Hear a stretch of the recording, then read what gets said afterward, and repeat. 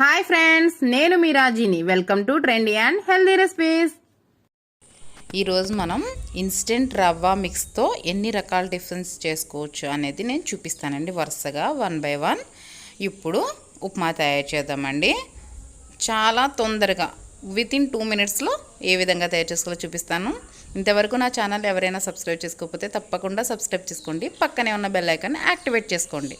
సరే అండి, స్టార్ట్ చేద్దాం. దీనికోసం ముందుగా 1 కప్పు రవ్వకి నేను 3 కప్పులు వాటర్ తీసుకుంటున్నాను. 3 కప్పులు వాటర్ తీసుకున్నాను కదండి. ఇది బాగా మరగాలండి. వాటర్ బాగా మరుగుతుంది కదా. ఇప్పుడు 1 కప్పు రవ్వని నేను ఇందులో వేసేస్తున్నాను. ఇందులోనూ తాలింపులన్నీ వేసాను, సాల్ట్ వేసాను, ఇంకేం వేయవలసిన అవసరం లేదు. ఇది నేను ఇన్స్టెంట్ రవ్వ మిక్స్ ఆల్రెడీ ఇంతకు ముందే పోస్ట్ చేశానండి. ఎవరైనా చూడని వారు ఉంటే లింక్ కింద డిస్క్రిప్షన్లో ఇస్తాను, చూడని వారు ఎవరైనా ఉంటే చూడండి. ఫ్లేవర్ కోసం కొద్దిగా కొత్తిమీర, అలాగే 1 స్పూన్ నెయ్యి కూడా వేసుకుంటున్నానండి. ఇష్టమైతే వేసుకోవచ్చు, లేదా స్కిప్ చేసేయచ్చండి. నేను ఈ ఇన్స్టెంట్ రవ్వ మిక్స్ తయారు చేసినప్పుడు నేను ఆనియన్స్ వేసానండి. మీరు మరీ లాంగ్ టైం నిలువ ఉంచుకునేటట్టయితే ఆనియన్స్ స్కిప్ చేసేయండి. ఎప్పుడైనా అవసరమైతే మీరు చేసి రెసిపీస్ బట్టి అవసరమనుకుంటే ఆనియన్స్ కట్ చేసి వేసుకోండి. లేదు ఒక 1 month లోపే మాకు అయిపోతుంది అంటే మాత్రం ఖచ్చితంగా వేసేసుకోవచ్చు అండి. ఆనియన్స్ ఏం కాదు, ఫ్రిడ్జ్లో పెట్టేసుకోవచ్చు. బయట ఉంచితే మాత్రం ఒక 15 days లోపే అయిపోవాలి. ఆనియన్స్ తీసేస్తే మాత్రం మీరు ఎన్ని రోజులు ఉంచుకున్నా ఏం కాదు. సర్వ్ చేసుకుందామండి. జీడిపప్పు నేతితో తయారు చేసిన ఉప్మా వితిన్ 2 minutesలో. చూసారా, వర్కింగ్ ఉమెన్స్కి కానీ, బ్యాచిలర్స్కి కానీ, లేదంటే మనం బిజీగా క్యారేజీలు పెట్టే టైంలో అయినా సరే వితిన్ 2 minutesలో ఈజీగా బ్రేక్ఫాస్ట్ రెడీ చేసేయచ్చండి. పెసరట్టు ఉప్మా చేయాలంటే ఎంత పని, అది ఇదే ఇన్స్టెంట్ మిక్స్ ఉంటే పెసరట్టు ఉప్మా ఈజీగా తయారు చేసేయచ్చండి. సరే అండి, ఉప్మా తయారు చేయడం చూసారు కదా. ఇప్పుడు దోశ ఏ విధంగా తయారు చేయాలో చూపిస్తానండి.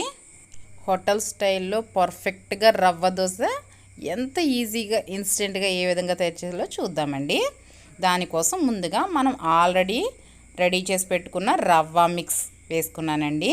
1 కప్పు, అదే కప్పు బియ్యం పిండి, 1/2 కప్పు మైదా, పెరుగు కావాలంటే ఒక 1/2 కప్పు వేసుకోవచ్చండి.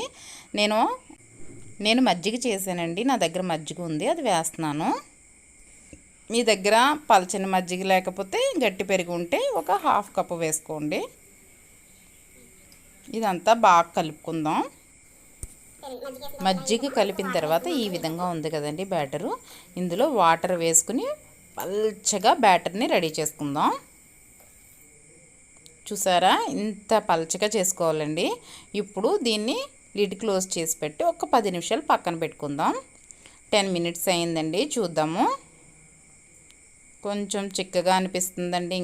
ఇంకొంచెం వాటర్ వేద్దాం. చాలా పలచగా కలుపుకోవాలండి బ్యాటరు.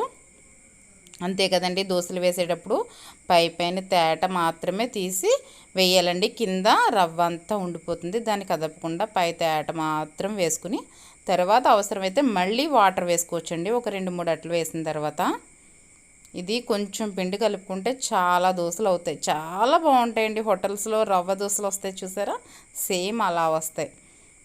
మీరేం కంగారు పడక్కర్లేదు, ఇంత పలచగా ఉంది ఎలా వస్తుంది అనేసి. సరే అండి, దోశ వేద్దాం. నాన్ స్టిక్ ప్యాన్ తీసుకున్నానండి. ఖచ్చితంగా నాన్ స్టిక్ ప్యాన్ ఉంటే కరెక్ట్గా వస్తుంది మనం వేసే దోశ. ఇప్పుడు ఆనియన్స్ వేసుకున్నానండి. ఆయిల్ రాసుకుని ప్యాన్ బాగా హీట్ అవ్వాలి. మనం వేసే దోశ ఈవెన్గా స్ప్రెడ్ అవ్వాలంటే ప్యాన్ ఖచ్చితంగా ఈవెన్గా ఉండాలి. ఎత్తుగా ఉన్న, డౌన్గా ఉన్న దోశ కరెక్ట్గా రాదండి. చాలా పలచగా కలుపుకున్నాం మనం బ్యాటరు, ఏం కంగారు పడక్కర్లేదు. ఇంకా వాటర్ అవసరమైతే ఇంకా వాటర్ వేసుకోవాలి. ఆయిల్ మనం ఆల్రెడీ ముందు రాసాం, మళ్ళీ కూడా ఇప్పుడు మధ్యలో వేసానండి. కంపల్సరీగా మీరు హై ఫ్లేమ్లోనే పెట్టుకుని కాల్చుకోవాలండి దోశని. మీ ఫ్లేమ్ పాన్ అంతా తగలకపోతే మీరు పాన్ని కొంచెం అటు ఇటు అడ్జస్ట్ చేసుకుంటూ చుట్టూ కాల్చుకోవాలండి. లేదంటే మధ్యలో కాలిపోయి చుట్టూ మాత్రం కాలకుండా ఉండిపోతుంది. చూసారా, దోశ కాలిందండి. కొంచెం జాగ్రత్తగా తిరిగి వేసుకుందాం. ఏం ముక్కలు అవ్వదండి, ఇది చాలా పర్ఫెక్ట్గా దోశ వచ్చేస్తుంది. మీరేం కంగారు పడక్కర్లేదు, దీన్ని తిరిగే ఎక్కర్లేదండి, డైరెక్ట్గా తీసేసుకోవచ్చు. చూసారా, ఎంత పర్ఫెక్ట్గా వచ్చిందో హోటల్ స్టైల్లో దోశ 2 మినిట్స్లో ఎంత ఈజీగా ఇంట్లో ఏ విధంగా తయారు చేసుకోవాలో చూపించాను కదా. ఈ విధంగానే మిగతా దోశలన్నీ కూడా వేసుకుందాము. మనం ఇన్స్టెంట్ రవ్వ మిక్స్లో ఆల్రెడీ ఆనియన్స్ ఉన్నాయి, కాకపోతే దోశలో ఉల్లిపాయ ముక్కలు ఎక్కువగా ఉంటే బాగుంటుందని నేను ఉల్లిపాయ ఎక్స్ట్రాగా వేసుకున్నాను. దోశ కాలిపోయిందండి, చూద్దాము దీన్ని కూడా తిరిగి వేసుకుందాం. తీసుకునేటప్పుడు అంచులు కొంచెం ఒక్కసారి జాగ్రత్తగా తీసుకుంటే ఇంకా రెడీ అయిపోద్ది. ఇంకా దీన్ని ఏం తిరిగేయక్కర్లేదు. చూసారా హోటల్ స్టైల్లో దోశ ఎంత పర్ఫెక్ట్గా వచ్చిందో. అంతేనండి, రవ్వ మిక్స్ ఇంట్లో ఉంటే వితిన్ 2 మినిట్స్లో హోటల్లో తయారు చేసే దోశ ఇంట్లో ఎంత ఈజీగా తయారు చేసుకోవచ్చో చూసారు కదా. ఇప్పుడు మనం నెక్స్ట్ గుంట పొంగడాలు తయారు చేసుకుందామండి. క్రిస్పీగా ఇన్స్టెంట్ రవ్వతో గుంట పొంగడాలు ఏ విధంగా తయారు చేయాలో చూద్దామండి. ఇప్పుడు 1 కప్పు పెరుగు తీసుకున్నాను, అలాగే 1 కప్పు ఇన్స్టెంట్ రవ్వ మిక్స్ తీసుకున్నానండి. రెండు కూడా ఈక్వల్గా తీసుకోవాలి. ఇప్పుడు ఇందులో తురిమి పెట్టుకున్న క్యారెట్, కట్ చేసి పెట్టుకున్న కొత్తిమీర, కొద్దిగా ఈనో వేసుకున్నానండి. ఇవి కొంచెం మిక్స్ చేసుకుందాం. గట్టిగా ఉంది కదా, కొంచెం వాటర్ వేసి పిండి బ్యాటర్ని ఇడ్లీ పిండి బ్యాటర్ లాగా అడ్జస్ట్ చేసుకుందామండి.